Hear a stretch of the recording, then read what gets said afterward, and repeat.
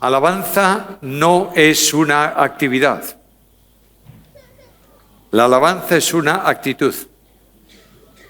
Cuando confundimos actividad con actitud, en el culto tenemos que determinar cuál actividad es más importante.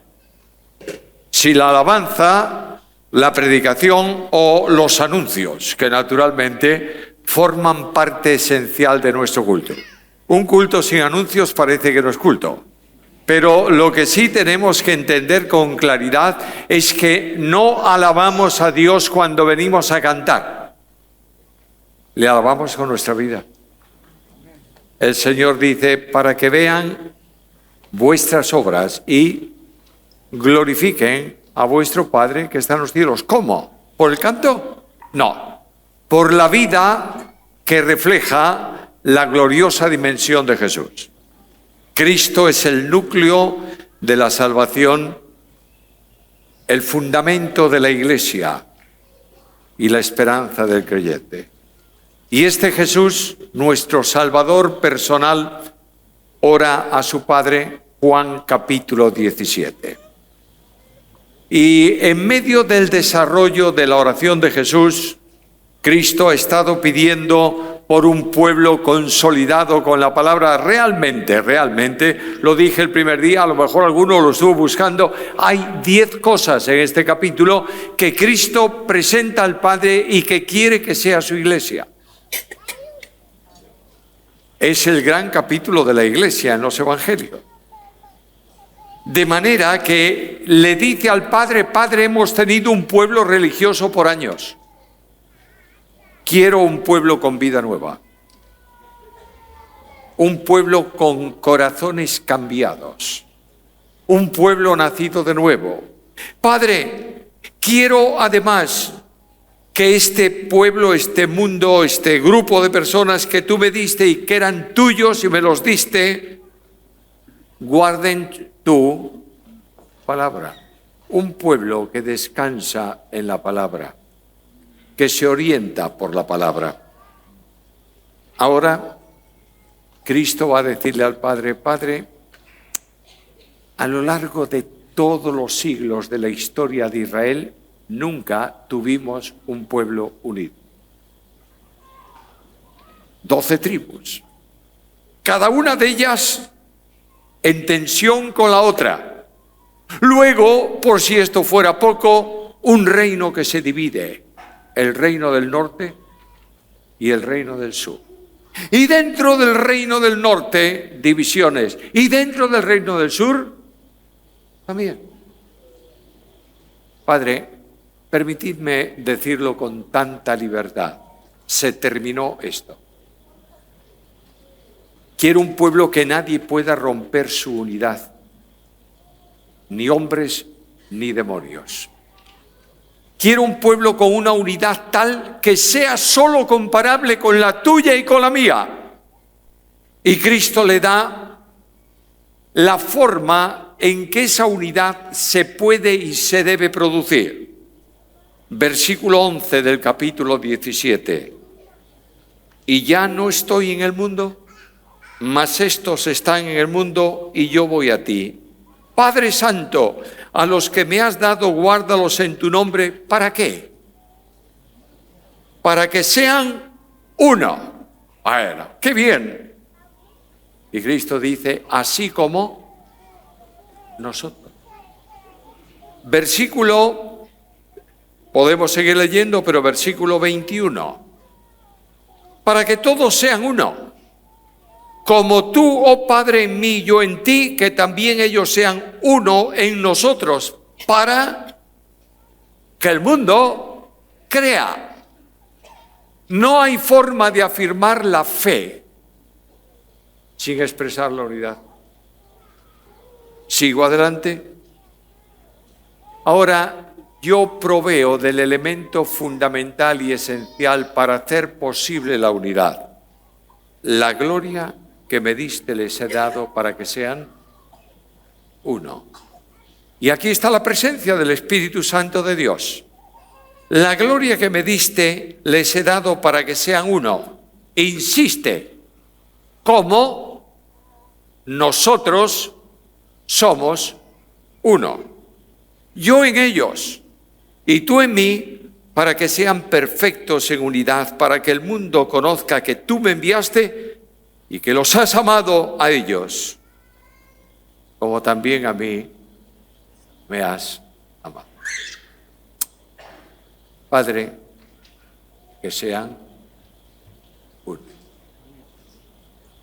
El enemigo de Dios no puede ver con ojos de agrado la unidad de los creyentes. Y el enemigo de Dios irrumpe en la iglesia para producir divisiones. ¿Cuándo? En los tiempos apostólicos. Porque no es posible permitir que un pueblo humano, limitado, formado por hombres y mujeres con problemas y dificultades, puedan ser la expresión visible de la unidad trina de Dios. Esta es la dimensión con que ha de ser estudiada la unidad. Perdonadme, soy la quinta generación de evangélicos. Hablar de quinta generación creo que es hablar de muchas generaciones. Mi tatarabuela materna, la primera creyente. Y así sucesivamente. Mi abuelo, sirviendo al Señor a pleno tiempo, 25 años en la época de la mayor persecución del Evangelio en España. Mi padre, miembro del Consejo de Ancianos de una iglesia de hermanos. En España no se llaman hermanos libres, se llaman hermanos. Y yo nací físicamente en uno de los pisos del edificio de la iglesia evangélica de hermanos. Soy hermano por los 4 costales. Pero soy libre de la tradición de los hermanos. Porque lo que yo quiero es mantener la unidad de la iglesia, no la unidad denominacional, que excluye. Porque veo aquí que según Dios coloca al marido como muestra, como ejemplo visible de Cristo para que entienda la relación de Cristo con la iglesia, el mundo, y a la mujer la coloca para expresar la identidad de la iglesia con Cristo para que el mundo lo entienda, nos coloca a todos nosotros en un plano de unidad para que el mundo entienda ¿qué cosa? No la unidad de la iglesia, la unidad de Dios. Nota lo que dice, para que sean uno, así como nosotros somos uno. Esta unidad que Cristo presenta al Padre es una unidad de una dimensión tal que solo se puede entender estudiando la Trinidad. Yo no voy a hablar de Trinidad esta noche, y mucho menos de la operación intratrinitaria. Si entramos por ahí vamos a tener serios problemas de comprensión. Pues voy a decirlo. El Dios de la Biblia es un ser, no una persona. Dios no es una persona, Dios es un ser personal que existe eternamente en 3 personas. La persona del Padre, la persona del Hijo, la persona del Espíritu Santo. Estas 3 personas son consustanciales. Quiero decir con eso que participan de la misma vida, de la misma esencia, de la misma naturaleza. Por eso, siendo personas individuales, no son personas independientes. ¿Me estás entendiendo o no? De la misma manera, la iglesia local no es independiente, es individual. Pero todas las iglesias locales forman una unidad inseparable en la única iglesia de Cristo. Hemos entendido muy mal, especialmente en los últimos años. ¿Cuántos años, Samuel? Yo diría que en los últimos 40 años, ya está. Hemos entendido muy mal un concepto bíblico de iglesia. y hemos dicho, esta iglesia es autónoma. ¿Autónoma? ¿Qué va, hombre? Autónoma significa que es ley para sí misma, ¿no es esto?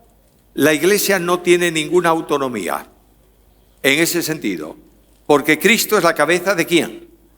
De la iglesia. ¿En qué descansa la iglesia? En Cristo. ¿Cuál es el espíritu de la iglesia? El Espíritu Santo. ¿Cuál es la normativa de la iglesia? La palabra. Por tanto, la iglesia no es autónoma, es individual. Porque puede funcionar en donde está, individualmente, pero nunca es independiente. ¿Sabes por qué? Porque forma parte de la única iglesia de Cristo. La independencia de la iglesia, entendida mal la unidad, ha traído más problemas a la iglesia que 1000 demonios sueltos.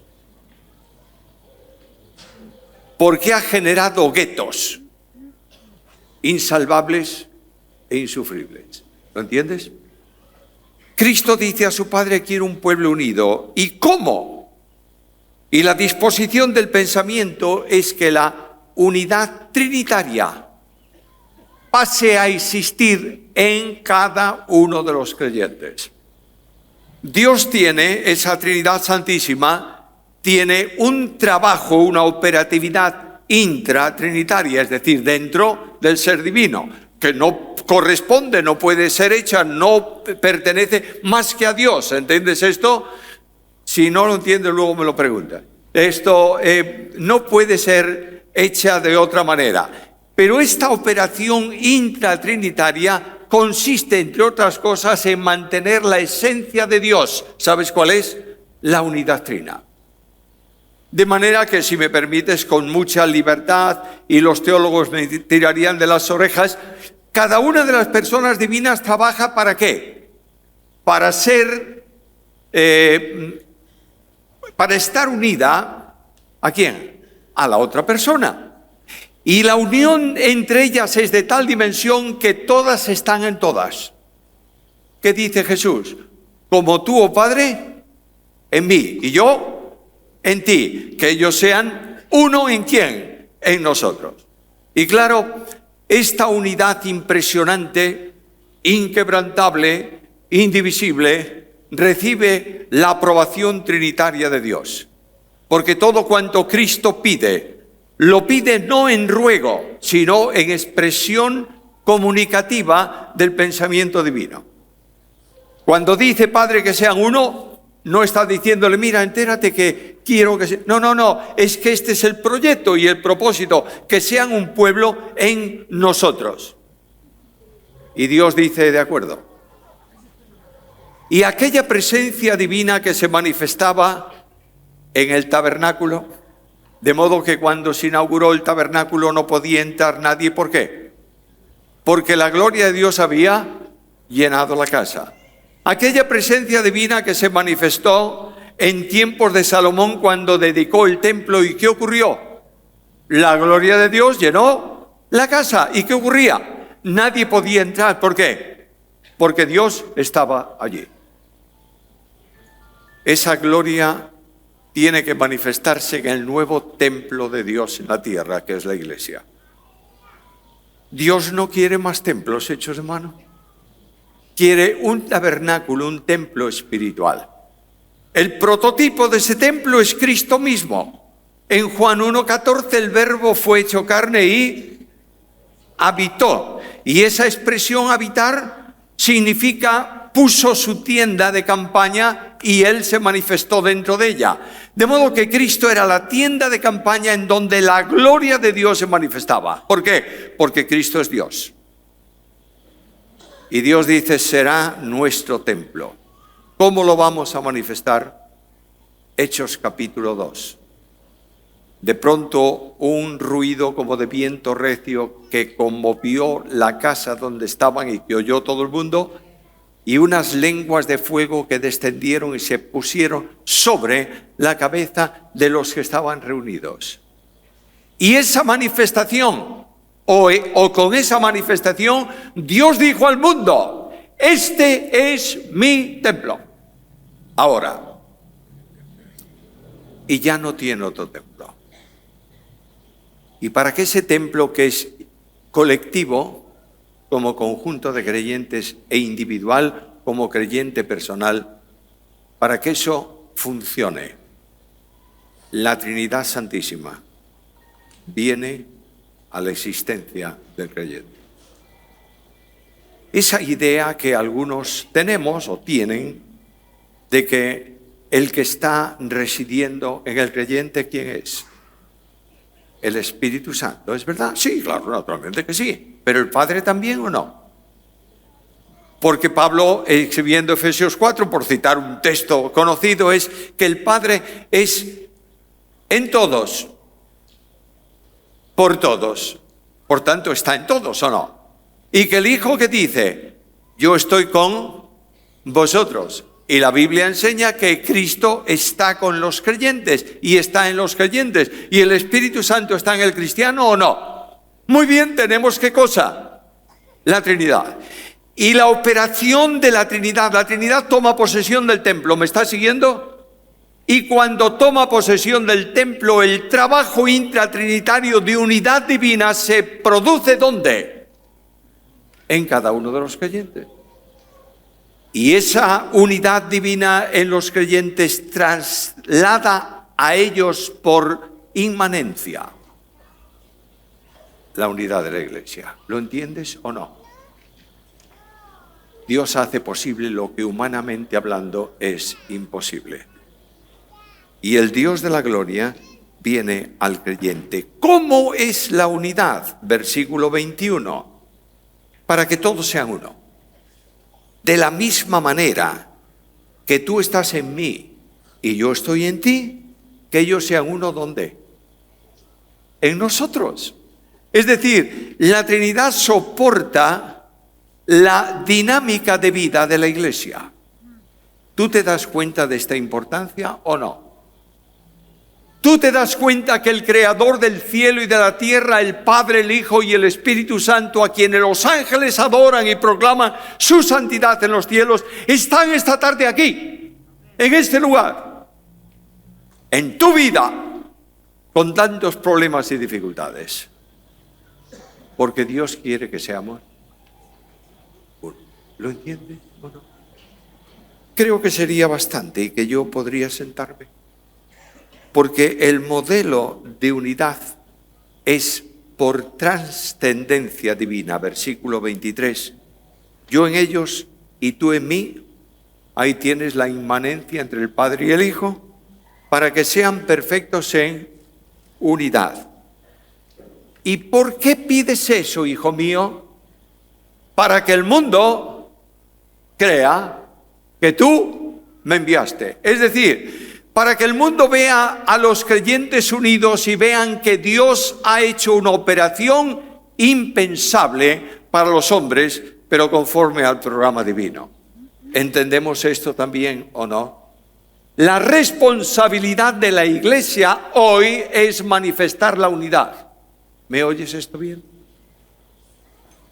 Cualquier acción contraria a esto es un pecado directamente cometido contra Dios y contra la voluntad absoluta de Jesucristo nuestro Señor. Ahora, tenemos las bases, pero ¿cómo se forma ese cuerpo? Carta primera a los Corintios, capítulo 12 y versículo 13. Porque por un mismo espíritu fuimos todos, ¿qué? ¿Bautizados en qué? En un cuerpo. El texto griego, Pablo utiliza a veces una forma expresiva un tanto rebuscada, pero el texto griego dice lo siguiente: el Espíritu Santo toma a cada uno de los que creen y lo bautiza, lo sumerge ¿en quién? En Cristo. De manera que el Espíritu Santo no deja aislado a un creyente allá afuera y dice, bueno, algún día vendré y lo bautizaré con Espíritu para que el día que lo bautice haga cosas rarísimas y hable no sé cuántas cosas y diga no sé cuántas cosas y anda a 4 patas por el suelo, etcétera, etcétera. No. El Espíritu Santo toma al hombre que cree en el momento en que cree y lo une a Cristo. ¿Sabes para qué? Para que tengas vida eterna. La vida eterna es privativa y potestativa de Dios. Y solo cuando el Espíritu sitúa a la piedra muerta sobre la piedra viva, hace que la vida de la piedra viva pase a ser vida ¿de qué? De cada una de las piedras.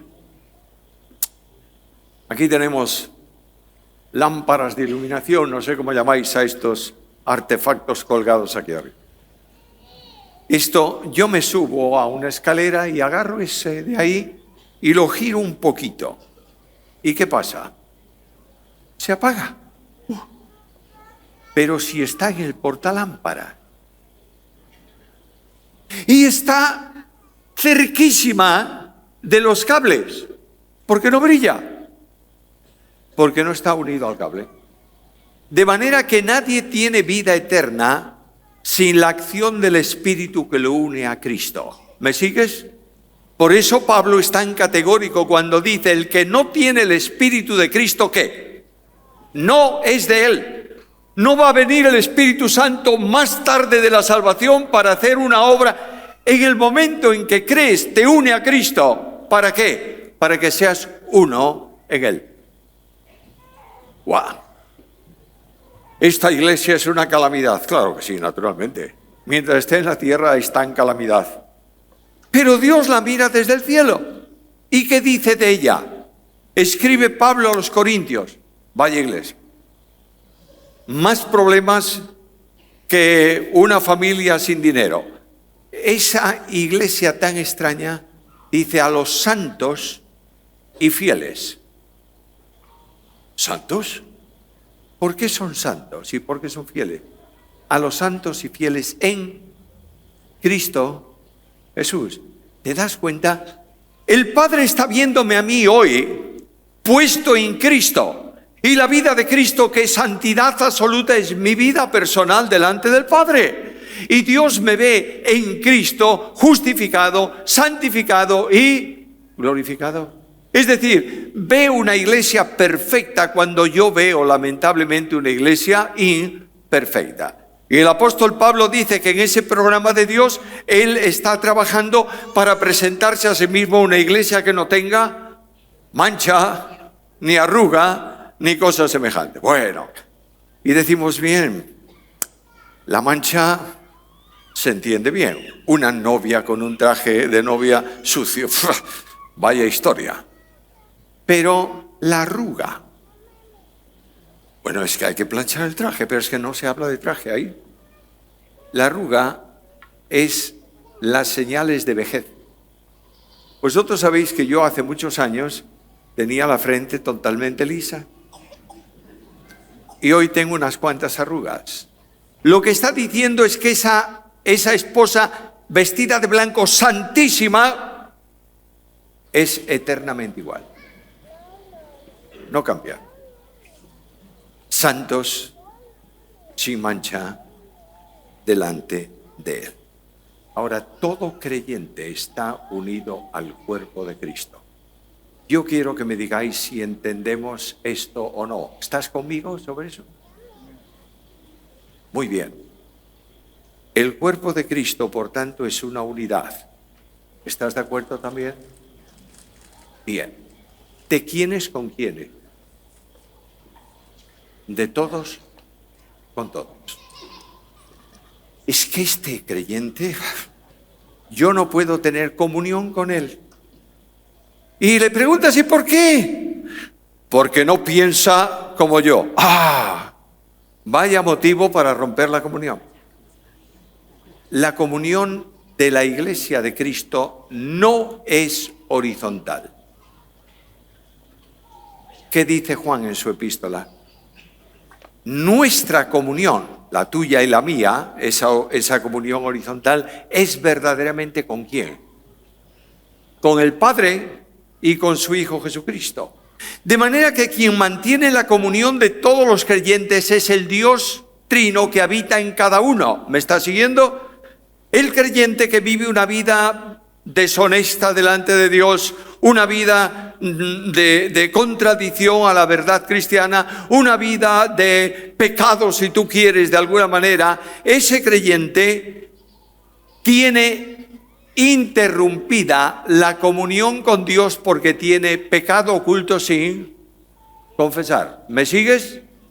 Por tanto, si no tienes comunión con Cristo, en quien descansa la comunión de la iglesia, no tienes comunión con los hermanos. ¿Por qué? Porque está interrumpida.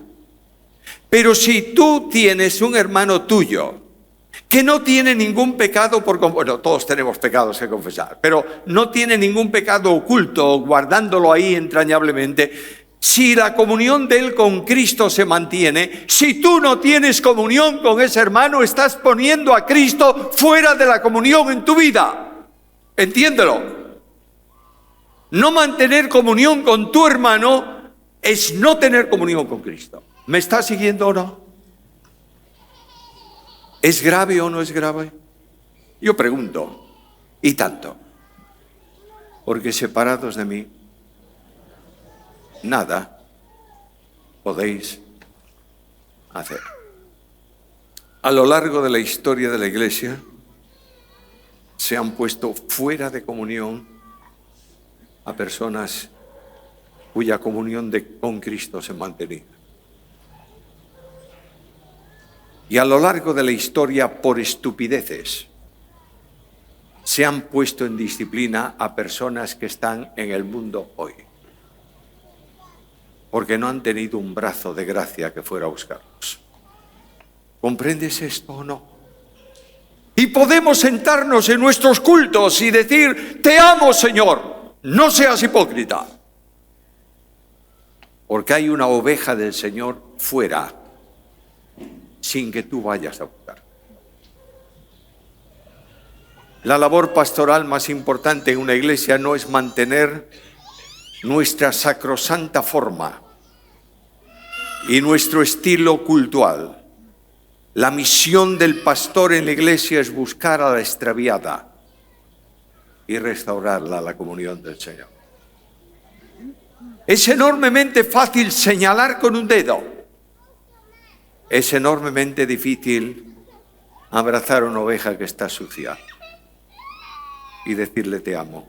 ¿Comprendes esto? Cuando un pastor está en medio de las ovejas, hablo de un pastor de campo. Yo conocí a uno que tenía un rebaño grandísimo de ovejas. Oye, no te acercaras mucho a él por la noche cuando guardaba el rebaño, porque olía a colonia de primera dimensión. Porque cuando tú andas en medio de las ovejas, hueles a oveja y tienes alguna pulga de la oveja, ¿no? Pero ese es el pastor. Una noche estábamos ahí en la aldea y este hermano trajo el rebaño grande. Y él estaba mirando el rebaño y me dijo, bueno, tengo que volver al monte. ¿Ah, sí? ¿Por qué? Me falta una. Yo me acordaba mucho de la historia. Me falta una. Y le dije, ¿y no te falta alguna cabra? Porque también tenía cabras. Me dijo, me importa un rábano las cabras. Porque la cabra sabe volver, la oveja no. Y aquel hombre fue a buscar su oveja, porque si la deja en el bosque, la hubiera comido el lobo por la noche. ¿Comprende? Pastores, líderes de nuestras iglesias, que su único objetivo es que se diga la doctrina parcial que se enseña de forma correcta. Pero no importa que haya ovejas en el mundo que no tienen un brazo que las traiga. Por esta situación, hermanos amados, estoy hablando con toda confianza, hay cientos de jóvenes que la iglesia de Argentina y de España y del mundo necesita, que no están en la iglesia porque fueron echados de la congregación. ¿Me está siguiendo? Y esto contradice la realidad de Cristo. ¿Qué dice Cristo? Que sean uno. Y este es un desafío que quiero dejar con las iglesias en Córdoba. Hermanos amados, no hay doctrina si no hay unidad. Y no hay unidad sin relación con Cristo. ¿Me sigues? ¿Cuál es la respuesta de Dios? El Padre dice, sea. Pero el Padre dice, bueno, ya que mi hijo quiere, hoy estoy alegorizando un poco, permitidme, este diálogo es absolutamente atípico en el seno trinitario, pero ya que mi hijo quiere una iglesia de este punto, voy a hacerle unos cuantos regalos a esa iglesia. Y le va a dar a la iglesia dones para establecerla. De manera que Dios da primeramente las bases de esa unidad. Y cuando vas a Efesios 4 al 6, encuentras las bases constituyentes que constituyen la unidad de la iglesia. Un cuerpo, un espíritu, ¿qué más? Una esperanza. De manera que estas son bases constituyentes. Cada creyente descansa en estas bases. Esto en la base del espíritu, en la base del cuerpo, porque es uno, pero también en la esperanza. Oí hablar de algo de esperanza, no sé si fue ayer o hoy, en alabanza me parece que fue. ¿Tú tienes esperanza? Ah, ya sé, Diego, estamos esperando que Cristo va a venir. Muy bien, yo también lo espero. Espero que no termine esta reunión esta noche. Pero tú esperas que Cristo venga, ¿verdad? ¿Y cuál es tu esperanza? ¡Ay, qué maravilla! La ciudad de oro, calle de oro, puertas de perlas, bases de rocas preciosas, limpieza plena. ¡Qué ciudad! ¿Y qué es lo hermoso de esa ciudad, amigo mío? ¿La ciudad o la presencia de Dios en la ciudad? Ah, la presencia de Dios. Bueno, entonces, ¿por qué no empiezas a vivir el cielo aquí en la tierra ya? Porque tienes una comunión que vas a tener en el cielo, ¿sí o no?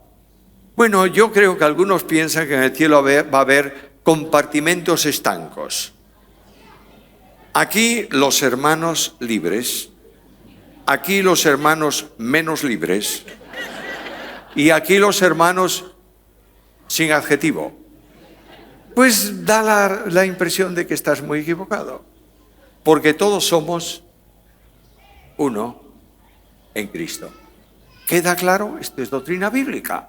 Si no te gusta lo que digo, contradice la Biblia tú misma. Pero el Padre pone esas bases constituyentes y luego las bases fundantes, ¿cuáles son? Un Señor, una fe, un bautismo. ¿Tú sabes que la fe de la iglesia cristiana es la misma o no?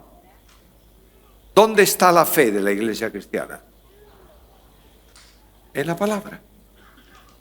¿La tenemos todos? ¿La podemos entender todos? Esta es la fe. Ahora, nota que las divisiones en la iglesia se producen generalmente no por doctrina fundamental,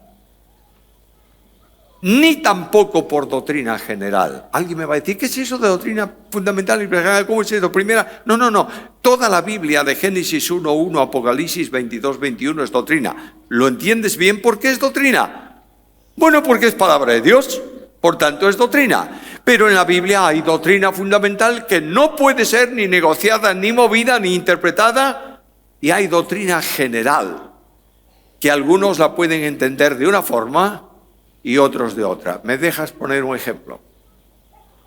Doctrina fundamental. Jesús viene. ¿Es fundamental? Sí. El que no cree que Jesús viene no tiene fe. Muy bien. Doctrina general. Va a venir antes de la tribulación. Va a venir a la mitad de la tribulación. Va a venir después de la tribulación. Bueno, cada uno tiene su argumentación tomada del texto bíblico, ¿verdad? Por tanto, esa es una doctrina general.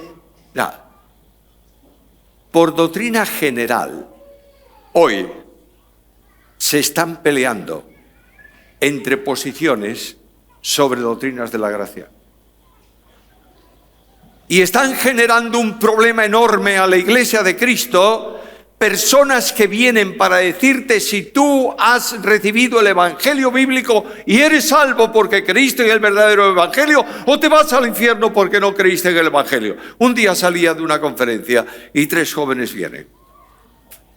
Y me miran y me dice, ¿puedo hacer una pregunta? Claro, cómo no, o dos, las que quieras.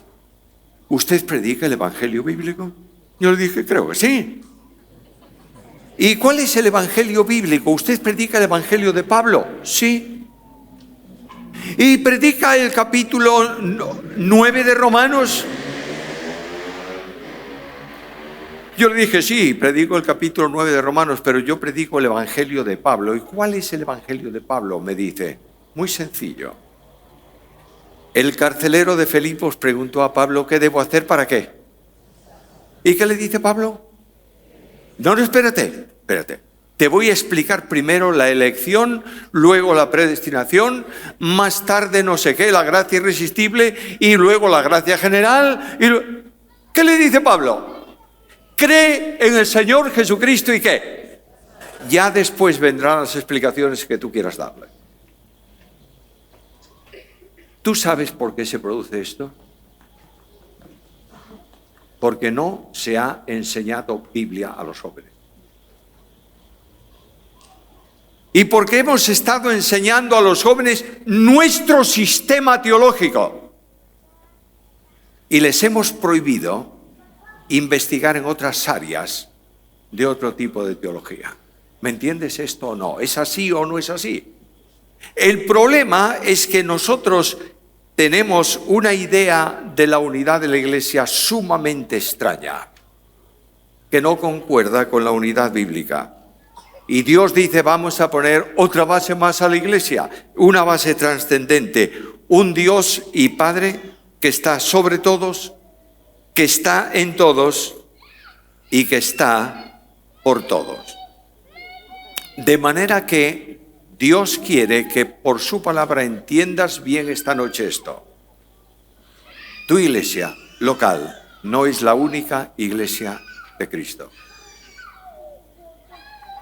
Que la iglesia de Cristo es una, formada por todos los que creen en el Señor como Salvador y Señor personal. ¿Entiendes esto bien o no? Yo he visto discusiones no por doctrina general, sino por costumbre. Un día en una conferencia, permitidme la libertad de poneros un ejemplo personal, no me gusta nunca, pero este viene bien. Estamos en una reunión masiva y de pronto a alguien no le gustaba demasiado lo que yo estaba diciendo y me dice, dígame una cosa, ¿pueden las mujeres usar pantalones?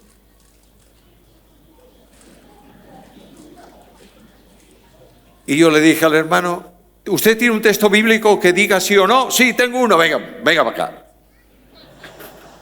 No, pero yo lo digo desde aquí, no, venga a mi lado. Y allá viene el hombre, Deuteronomio, no vestirá el hombre ropa de mujer, ni la mujer ropa de hombre. Le dije, y cerraba la Biblia, le dije, pare, déjela abierta. Primero, la pregunta es esta, ¿usaban pantalones en aquel tiempo? No, resulta que usaban faldas.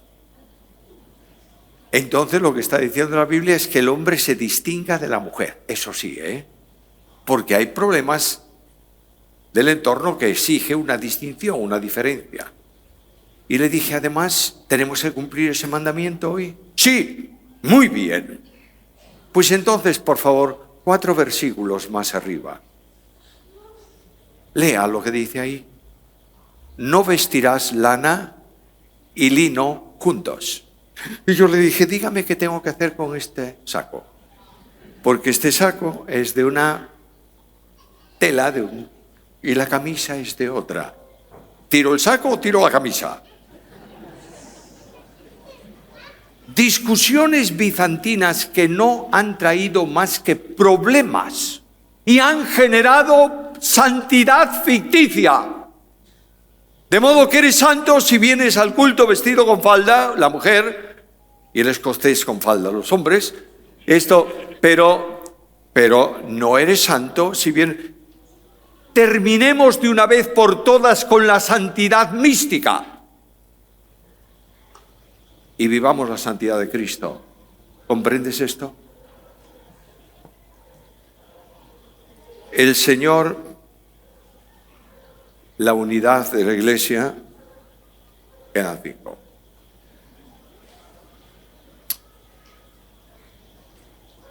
¿Estamos seguros de que es importante la unidad de la Iglesia o no?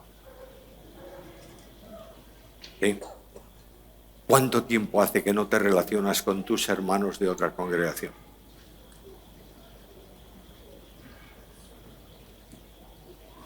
¿Cuánto tiempo estás dedicando a orar junto al pueblo de Dios para gloria de su nombre? No me digas que crees en la unidad de la Iglesia si te separas de los miembros de la Iglesia. Está claro. Pero hay otra cosa importante que yo quiero ir terminando. El grupo de alabanza nos llevó a una canción que a mí me conmueve muchísimo. Me olvidaré de aquella cruz donde Jesús murió. ¿Y qué dice Pablo? Pablo en el capítulo 4 de Efesios, donde habla de unidad de la Iglesia y donde va a decirme solícitos en guardar, ¿qué cosa? La unidad de la Iglesia, la unidad del cuerpo, en el vínculo de la paz. Me dice, ¿y qué es? Que aquel que ascendió primeramente descendió ¿a dónde? A las partes más bajas de la tierra. Algunos han tomado ese versículo, lo han mezclado con otro de la carta primera de Pedro, luego con el credo apostólico lo metieron en una cotelera y sacaron un resultado. Que entre la muerte y la resurrección Cristo bajó a no sé dónde. Y allí predicó a no sé quién. Y resulta que yo pregunto, ¿y qué es lo que bajó de Cristo? Porque ¿dónde estaba el Espíritu de Cristo, la parte espiritual? Padre, en tus manos. ¿Y el cuerpo dónde estuvo? En la tumba. Entonces, ¿qué pasó ahí? Lo que Pablo está diciendo es que para salvar al más perdido de los pecadores, Cristo descendió al lugar más bajo de la tierra para tomar a ese perdido y abrirle la puerta de la libertad en Cristo. ¿Comprendes esto? Por esta iglesia que despreciamos, Jesús murió. Y esta tarde, esta noche, yo quiero decir las palabras de otra canción.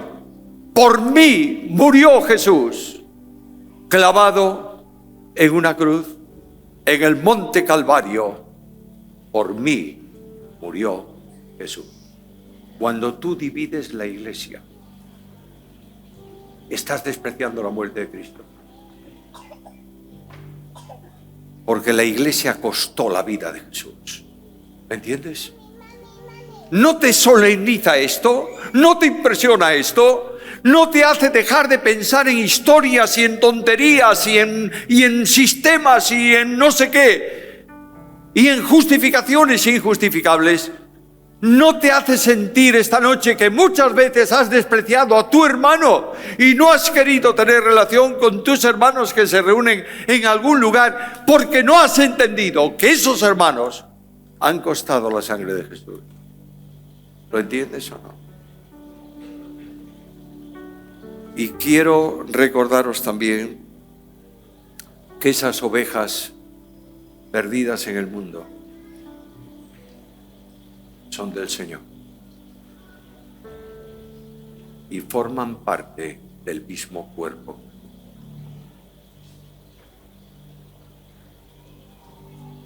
En nuestra iglesia hay un ministerio desde hace años que se llama Oveja 100. ¿Sabe lo que es? Bueno, vamos a pensar en la oveja que no está. Y hay una lista y se ora por las ovejas 100. Un domingo por la mañana entraba en la reunión y veo sentado en un banco una oveja 100. Histórica además. Y claro, me acerqué a él, le di un abrazo. Y le dije, hombre, ya está bien, ¿eh? ¿Cuánto tiempo sin venir? Vaya vergüenza. No vuelve más. yo fui a él, le dije, permíteme que te dé un abrazo. Y le dije tranquilito al oído, te amo mucho. Doy gracias a Dios por verte esta mañana. ¿Tú sabes que esa oveja tiene hoy un ministerio en la iglesia buscando otras ovejas 100? Y tiene un grupo de, yo diría, de desheredados que andaban por ahí de una forma y de otra. Y él los busca y los llama y les manda mensajes y les manda no sé qué y no sé cuánto. Es una oveja del Señor que fue a darse un paseo por la provincia apartada, pero sigue siendo hijo cuando estaba en la casa y cuando estaba en la provincia. Basta de historias. Basta de diezmar el rebaño hacia el mundo. Basta de mantener la separación de la iglesia. Porque tenemos una responsabilidad. Y termino. Padre, que sean uno. Marginar a otros es marginar a Jesús. Y al final de este tiempo, en este día, yo quiero pediros un momento de recogimiento personal.